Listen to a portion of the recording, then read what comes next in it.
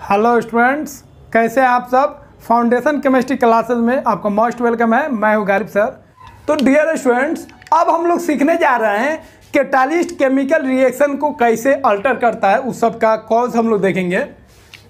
तो हम लोग थ्योरी पढ़ेंगे related to catalyst, theories of catalyst. तो कैटालिस्ट से रिगार्डिंग बहुत सारा थ्योरी है जो यह एक्सप्लेन करता है कि कैटालिस्ट कैसे काम करता है। तो 3 थ्योरी हम लोगों को पढ़ना है, तो उसको पहले लिख लेते हैं, फिर एक एक करके हम लोग समझते हैं। फर्स्ट जो थ्योरी है उसको हम लोग बोलेंगे intermediate compound formation theory. Second है एडजॉर्प्शन थ्योरी और थर्ड है modern theory. Intermediate compound formation theory जो है ये होमोजीनियस के लिए होगा, होमोजीनियस कैटालिसिस के लिए। और एडजॉर्प्शन थ्योरी जो है ये हेट्रोजीनियस कैटालिसिस के लिए होगा। और मॉडर्न थ्योरी जो है ये दोनों को मिलाकर है, intermediate compound theory plus adsorption theory.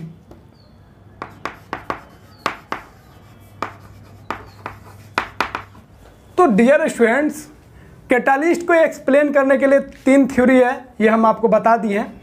अब तीनों थ्योरी को हम लोग एक्सप्लेन करते हैं, समझते हैं कौन थ्योरी क्या कहता है। तो फर्स्ट जो थ्योरी बना था कैटालिस्ट से रिगार्डिंग होमोजीनियस कैटालिसिस का बना था, जिसका नाम है इंटरमीडिएट कंपाउंड फॉर्मेशन थ्योरी। तो इस थ्योरी में देखिएगा इंटरमीडिएट का फॉर्मेशन होगा, नाम भी है इसका। तो होगा क्या, एक रिएक्शन हम लोग लेते हैं, सल्फर डाइऑक्साइड का ऑक्सीडेशन कराएंगे नाइट्रिक ऑक्साइड कैटालिस्ट के प्रेजेंस में, तो सल्फर ट्राइऑक्साइड बनेगा। अब ये रिएक्शन कैसे हुआ, और हम लोग जानते हैं कैटालिस्ट पे कोई फर्क नहीं पड़ेगा, कैटालिस्ट का जो मास है और उसका जो केमिकल कंपोजिशन है उसमें कोई बदलाव नहीं आएगा।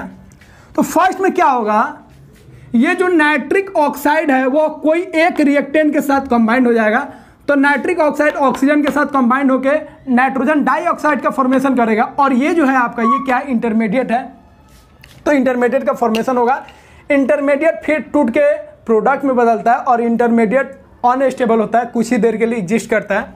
फिर NO2 जैसे ही इंटरमीडिएट बनेगा, फिर NO2 जो दूसरा एक रिएक्टेंट बचा था उसके साथ कंबाइंड होके प्रोडक्ट का फॉर्मेशन करेगा। तो प्रोडक्ट तो बन गया आपका SO3 प्लस जो नाइट्रिक ऑक्साइड था फिर आपको मिल जाएगा। और इस तरह कैटालिस्ट जो हम लोग यूज़ किए थे वो रिएक्शन में पार्टिसिपेट भी कर रहा है, फिर अपने आप को वो रीजेनरेट भी कर ले रहा है, पहले जिस तरह था उस तरह भी हो जा रहा है। तो अगर हम कहेंगे जो रिएक्शन में पार्टिसिपेट नहीं करता है तो ये बात गलत हो जाएगा। रिएक्शन में पार्टिसिपेट करता है, लेकिन ऐसे करता है जो उसके मास में और उसके केमिकल कंपोजिशन में कोई फर्क नहीं पड़ता है। यहाँ पे आप देख सकते हैं इंटरमीडिएट कंपाउंड का फॉर्मेशन किया है, इसलिए यहाँ पे कैटालिस्ट जो है पार्टिसिपेट किया है रिएक्शन में। तो ये जो एक्सप्लेनेशन है होमोजीनियस कैटालिसिस के लिए, यहाँ पे नाइट्रिक ऑक्साइड भी गैसेस स्टेट में है और ऑक्सीजन भी और सल्फर डाइऑक्साइड भी गैसेस स्टेट में है, मतलब ये होमोजीनियस कैटालिसिस को ये एक्सप्लेन करता है। उसके बाद अगर हम एडजॉर्प्शन थ्योरी को देखेंगे तो ये हेट्रोजीनियस कैटालिसिस को एक्सप्लेन करेगा। तो ये आपका हो गया सॉलिड और ये आपका हो गया गैस। तो जनरली हम लोग यहाँ पे कैटालिस्ट को सॉलिड लेंगे और रिएक्टेंट जो होगा वो गैसियस स्टेट में रखेंगे। तो ये बोलता है कैटालिसिस जो होगा 3 स्टेप में होगा। कैसे, फर्स्ट स्टेप में क्या होगा, गैस मॉलिक्यूल जो है, रिएक्टेंट का मॉलिक्यूल जो है कैटालिस्ट के सरफेस पे क्या होगा, एडजॉर्ब होगा। मतलब ये हो गया आपका रिएक्टेंट मॉलिक्यूल्स और ये हो गया आपका कैटालिस्ट। तो ये थ्योरी कहता है रिएक्टेंट मॉलिक्यूल्स का कैटालिस्ट के सरफेस पे क्या होगा, एडजॉर्प्शन होगा। सेकेंड क्या होगा, जैसे ही एडजॉर्प्शन होगा तो यहाँ पे आप देख रहे हैं सरफेस पे रिएक्टेंट मॉलिक्यूल्स का जो कॉन्सेंट्रेशन है बढ़ने लगेगा। तो सर हम लिख सकते हैं concentration of reactant molecules increases at the surface. Surface पे रिएक्टेंट मॉलिक्यूल्स का कॉन्सेंट्रेशन बढ़ने लगेगा। थर्ड आपको ध्यान रखना है, जैसे ही एडजॉर्प्शन होगा तो उससे हीट रिलीज होता है। तो जो हीट रिलीज होगा वह रिएक्शन के एक्टिवेशन एनर्जी को बढ़ा देगा। और हम लोग जानते हैं प्रोडक्ट के फॉर्मेशन के लिए रिएक्टेंट एनर्जी और एक्टिवेशन एनर्जी का होना जरूरी है। ये दोनों एनर्जी मिलेगा तो थ्रेशोल्ड एनर्जी होगा। थ्रेशोल्ड एनर्जी होना चाहिए, वह मिनिमम एनर्जी होता है जिससे कोई रिएक्टेंट कोलाइड करके प्रोडक्ट का फॉर्मेशन करता है। तो यहाँ पे रिएक्शन का एक्टिवेशन एनर्जी बढ़ जाएगा, ये जो हीट रिलीज हो रहा है उसके वजह से, और इस तरह रिएक्शन आपका आगे बढ़ने लगेगा। तो 3 स्टेप में आप आसानी से समझ सकते हैं। उसके बाद आते हैं मॉडर्न थ्योरी, जो दोनों पर बेस्ड है, दोनों को कंबाइन करके मॉडर्न थ्योरी एक्सप्लेन करता है, जो होमोजीनियस और हेट्रोजीनियस दोनों को एक्सप्लेन करता है। तो ये क्या कहता है, तो इसको हम लोग 5 स्टेप में समझेंगे। फर्स्ट कहता है diffusion of reactant molecules on the surface of catalyst.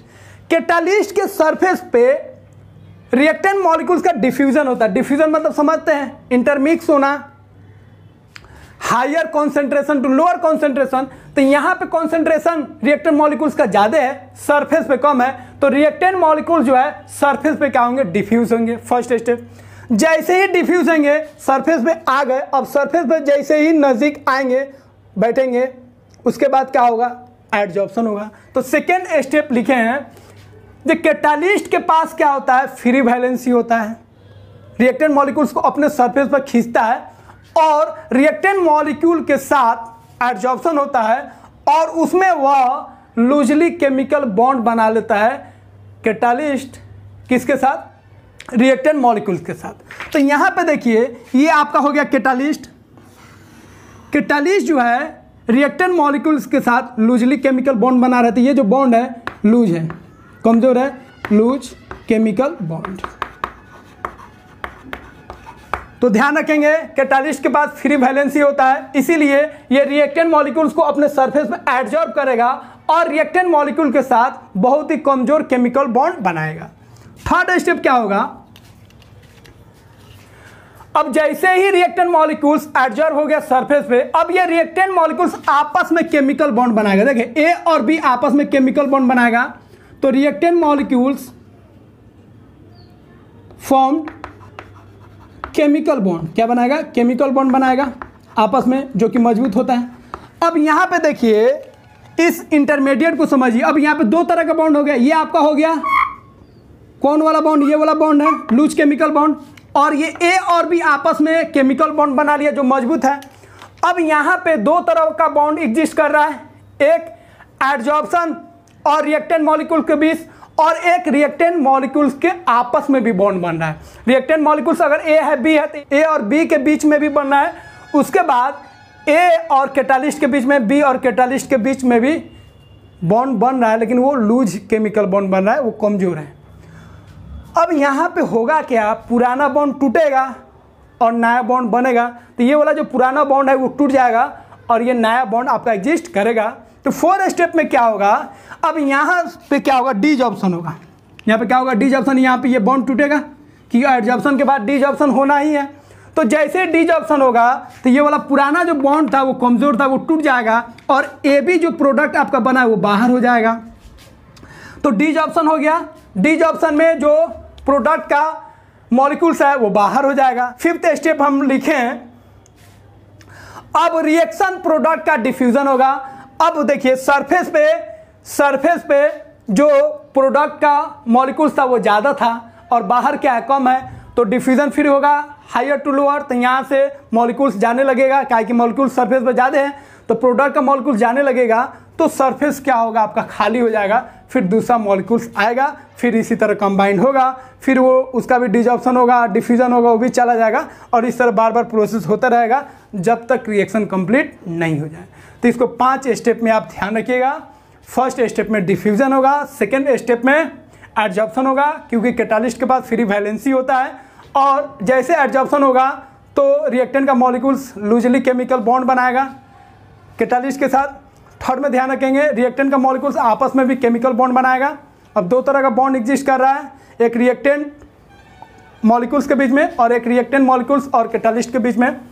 जो बॉन्ड कमजोर होगा, जो एडजॉर्प्शन की वजह से बॉन्ड बना है वो कमजोर होगा, तो टूटेगा, इसका मतलब डिजॉर्प्शन होगा प्रोडक्ट मॉलिक्यूल्स का बॉन्ड जैसे टूटेगा, फिर उसके बाद उनका डिफ्यूजन होगा और फिर वो सरफेस को छोड़कर अलग हो जाएंगे, और इस तरह सरफेस आपका फिर क्लीन दिखेगा, वहाँ पे कोई अब रिएक्टेंट मॉलिक्यूल्स नहीं है, फिर रिएक्टेंट मॉलिक्यूल्स आएगा और इस तरह ये प्रोसेस बढ़ते चल जाएगा। तीनों थ्योरी को ध्यान रखेंगे, कोई भी थ्योरी अभी तीनों में, ये मॉडर्न थ्योरी है, लेकिन कोई भी थ्योरी परफेक्टली एक्सप्लेन नहीं करता है। कोई अभी तक यूनिवर्सल थ्योरी नहीं आया है जो कैटालिस्ट के फंक्शन को परफेक्टली एक्सप्लेन कर सके। लेकिन मॉडर्न थ्योरी काफ़ी हद तक एक्सप्लेन करता है कि कैटालिस्ट कैसे काम करता है। तो ध्यान रखेंगे, तीनों थ्योरी का ध्यान रखना है। ये आपका लेटेस्ट थ्योरी है, इसको पर आपको फोकस रखना है। इसमें से ऑब्जेक्टिव और सब्जेक्टिव क्वेश्चन बनता है, इसका ध्यान रखिएगा। तो डियर स्टूडेंट्स, हम लोग थ्योरीज ऑफ कैटालिस्ट पढ़ लिए। कैटालिस्ट से रिगार्डिंग 3 थ्योरी हम लोग पढ़े। तो डियर स्टूडेंट्स, अगर ये लेक्चर आपको अच्छा लगा हो तो लाइक कीजिए, सब्सक्राइब कीजिए, शेयर कीजिए और अपने फ्रेंड सर्कल में इस चैनल के बारे में चर्चा कीजिए, बताइए उनको, ताकि और भी स्टूडेंट्स इस चैनल से जुड़ सके और उनका भी फाउंडेशन मजबूत हो सके जिस तरह फाउंडेशन आपका मजबूत हो रहा है। तो डियर स्टूडेंट्स, फिर हम लोग मिलेंगे। Best of luck, take care.